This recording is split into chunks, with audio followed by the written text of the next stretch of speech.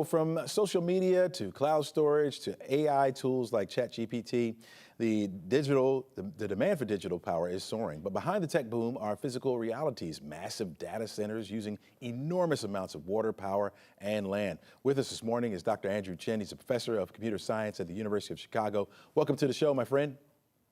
Great to be here. All right. We hear a lot about the cloud being invisible, but these data centers are everything but, right? Especially here in the Atlanta metro area. From a technical perspective, why does it require so much physical space and resources? Well, the thing about these data centers is that they're consuming more and more power these days. And the power is being consumed by tens of thousands, if not hundreds of thousands, of computing units, CPUs, and GPUs. So that's why they need so much space. Water is a hot button issue when it comes to these data centers, right? Why do they use water, or why do they rely on water for cooling and maybe not like air conditioning or something else? Yeah, so most data centers these days use a combination of technology you might call air conditioning, where they're basically pumping the heat out of the data center. But the most efficient way, actually, to cool the data centers is, what we sometimes call Texas air conditioning. You take a wet towel, you put it on your head, you blow a fan over yourself.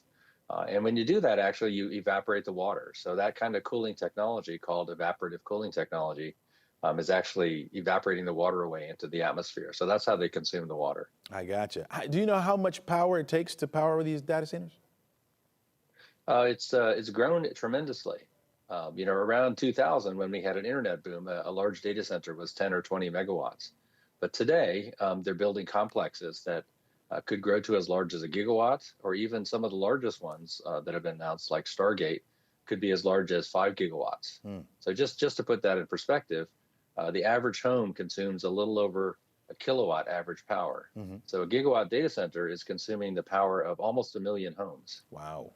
Wow. Is there a balance, Dr. Chien? Is there a balance where we still want to grow digitally, but we also want to protect the environment and protect our neighborhoods? Yeah, I think it's important to strike a balance, because it seems pretty clear that we're all going to use more and more computing, right, every day. It's not only just consuming, digital media, streaming services, and so on, but increasingly, by adding AI to all these services to make them more intelligent, to make them more capable, that requires a large amount of additional computing. So, the computer scientists look at this and there's sort of no end in sight, right? The natural amount of computing that you or I could consume just seems to grow as far as the eye can see. The big problem right now with this is that the electronic technology that supports our ability to do computing has been improving tremendously every year for the last 50 or 60 years. But that pace of progress has slowed down, right? So the so-called end of Moore's law, the so-called end of Dennard scaling, and that means that the amount of energy required per computation is not decreasing as fast as it used to. It may seem like a complicated set of things coming together, but in effect, what that means is, in the future, when we do more computing, it's going to require more energy, more water, bigger data centers, and more resources. So technology changes so rapidly. Is there somebody already looking at that? Are we going to go beyond data centers, perhaps? Yeah, people are definitely looking at it. People have been pursuing different things to make technology scale better for the last 50 years. That's how we got here.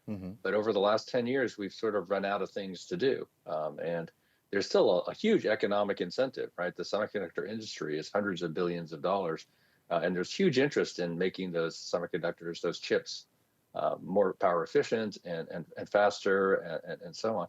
But the problem is we sort of run out of all of the easy stuff to do to make them faster and cheaper. So it doesn't look like we're going to be able to resuscitate that rapid performance increase.